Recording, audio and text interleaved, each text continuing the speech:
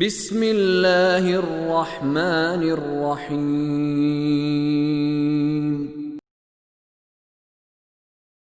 احشروا الذين ظلموا وأزواجهم وما كانوا يعبدون من دون الله فاهدوهم إلى صراط الجحيم وقفوهم إنهم مسؤولون ما لكم لا تناصرون بل هم اليوم مستسلمون۔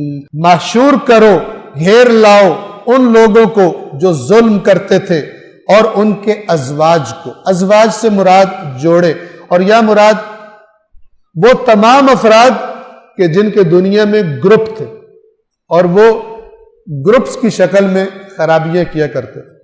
اس میں گروپ سے مراد دوست بھی ہو سکتے ہیں، گروپ سے مراد پارٹی بھی ہو سکتی ہے، گروپ سے مراد بیوی بچے بھی ہو سکتے ہیں۔ وہ تمام کے جو خدا کے نافرمان تھے، اکٹھا گروہ در گروہ ان کو لایا جائے گا، اور آگے آ جائے گا ان کے لیڈروں کو بھی لایا جائے گا، جن لیڈروں کو فالو کرتے تھے، جن کی باتیں سنا کرتے تھے، جن کو فالو کیا کرتے تھے، ان کو بھی لایا جائے گا، ان کو بھی اور ان کے ازواج کو، اور انہیں بھی جن کی یہ پوجا کیا کرتے تھے اللہ کو چھوڑ کر۔ پھر انہیں جہنم کے راستے کی طرف ہانک کر لے جاؤ اور انہیں روک لو، یقیناً ان سے سوال کیا جائے گا۔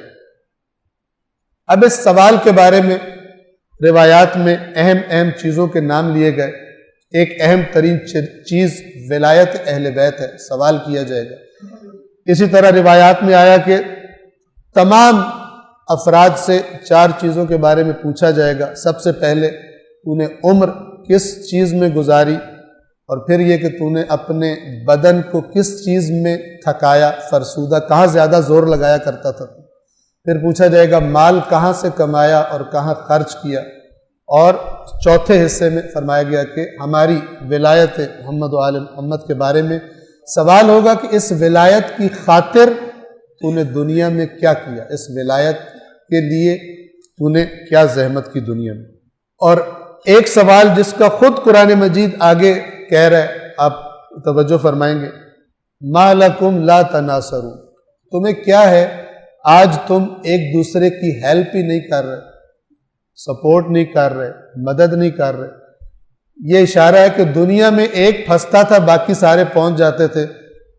کئی فونوں کی بیل بج جاتی تھی، کئی رشوتیں چل جاتی تھی، کئی وکیل ہو جاتے تھے، کئی ججوں کو پریشر ڈال دیا جاتا تھا، کئی سیاستدانوں کے ذریعے پریشر ہو جاتے تھے۔ تو ان سے کہا جائے گا آج تمہاری وہ روٹین نظر نہیں آ رہی، آج تم ایک دوسرے کی ہیلپ نہیں کر رہے۔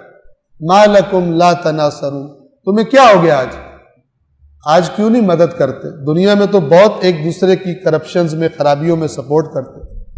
بل ہم الیوم مستسلمون، خود قرآن کہتا ہے بلکہ آج وہ تو گردنیں جھکائے، مستسلمون سرنڈر کر دینا، تسلیم ہو جانا، کوئی ہتھیار نہیں اٹھا سکے گا، کوئی چال نہیں چل سکے گا، کوئی بول نہیں سکے گا۔ 29ویں پارے کی آخری سورہ ہے سورۃ المرسلات، وہاں پر خداوند فرماتا ہے کہ ھذا یوم الفصل جمعناکم والاولین، یہ یوم فصل ہے، فیصلے کا دن ہے، جدائیوں کا دن ہے، تو آج ہم نے تمہیں بھی اور پچھلوں کو بھی اکٹھا کر دیا ہے۔ فَإِن كَانَ لَكُمْ كَيْدٌ، دنیا میں بڑی تم چالیں چلتے تھے، بڑے مکر تھے تمہارے پاس، تم بڑے بڑے کام جو لوگ سمجھتے تھے ہو ہی نہیں سکتے کر لیا کرتے تھے تم۔ فَإِن كَانَ لَكُمْ كَيْدٌ، آج اگر کوئی چال ہے چلنے کے لیے، فَكِيدُونَ، تو چلو آج چال چل کر دکھاؤ، آج تم کوئی چال نہیں چل سکو۔ تو یہ یعنی تصویر بنا کر خداوند عالم دکھانا چاہتا ہے کہ قرآن مجید منظر دکھاتا ہے قیامت کے دن اللہ کے نافرمان وہ اس منظر یعنی اس میں شامل ہوں گے اور دیکھیں گے، اور دوسرے بھی اس منظر کو قیامت کے دن دیکھ رہے ہوں گے۔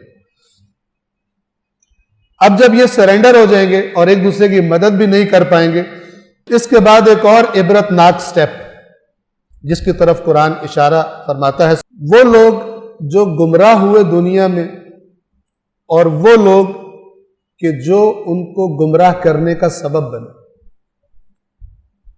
اور یہاں مراد ظاہر بات ہے دین ہے، کیونکہ دین میں جو غلط چلا، غلط چیز کو صحیح سمجھ لیا، وہ نقصان میں رہے گا۔ تو ان کا آپس میں جو ڈائلاگ ہے، مکالمہ ہے، وہ قرآن مجید نے کئی جگہوں پر بتایا ہے۔ صدق اللہ العلی العظیم۔